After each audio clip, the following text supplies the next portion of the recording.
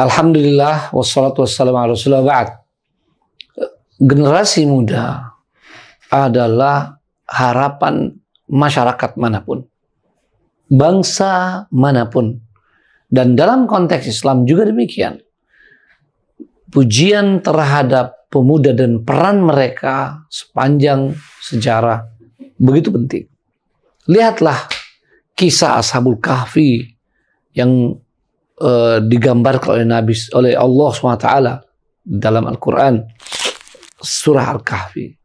Begitu pula tentang kisah pemuda yang menyertai Nabi Musa alaihissalam, yang dikatakan oleh Al-Quran di surah Yunus, tidak ada yang beriman bersama Musa kecuali para pemuda-pemuda yang saat itu sebetulnya mereka sangat khawatir dengan rezim Fir'aun yang begitu zalim, yang bisa memberangus kreativitas mereka, bahkan bisa mengancam jiwa mereka kalau mereka independen, tidak mengikuti keinginan penguasa Fir'aun saat itu.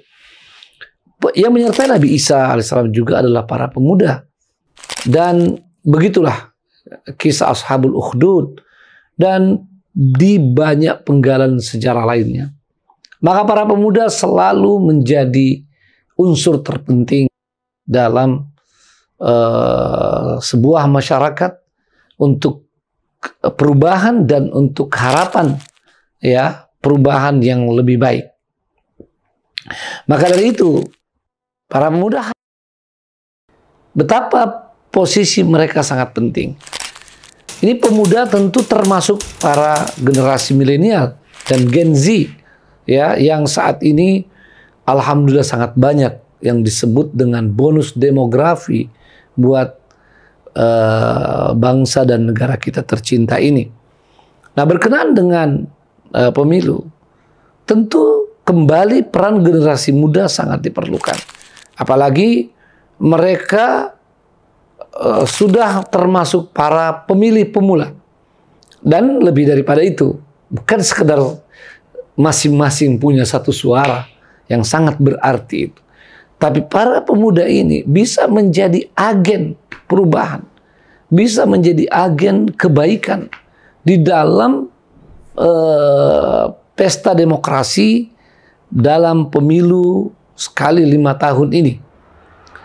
Nah, itu bisa terjadi kalau para pemuda pertama menyadari posisi strategis mereka, peran penting yang bisa mereka mainkan. Yang kedua, bahwa benar-benar mereka berangkat dengan kepolosan mereka. Biasanya anak muda itu polos, punya semangat dan idealisme yang tinggi, dan juga kritis. Kalau mereka tetap menjaga ini kepolosan, kekritisan, ya, mereka dan idealisme, maka mereka akan berperan penting bagi masa depan bangsa dan negara kita tercinta. Maka para pemuda, segeralah tentukan apa yang kalian inginkan dari para pemimpin kita, yang kalian tahu betapa pentingnya pemimpin di sebuah negara, di sebuah masyarakat. Penting sekali untuk kalian tegaskan, ya, dari diri kalian apa yang kalian inginkan dari pemimpin negeri ini di masa akan datang. Apakah dengan gagasan yang baik, apakah dengan cara menyampaikan gagasan juga yang baik, dengan rekam jejak, ya, dengan integritas, dengan kemampuan berempati, ya, kemampuan menerima dan bisa nyambung dengan generasi muda, tentu dengan gagasan dan dengan sikap-sikap yang baik itu.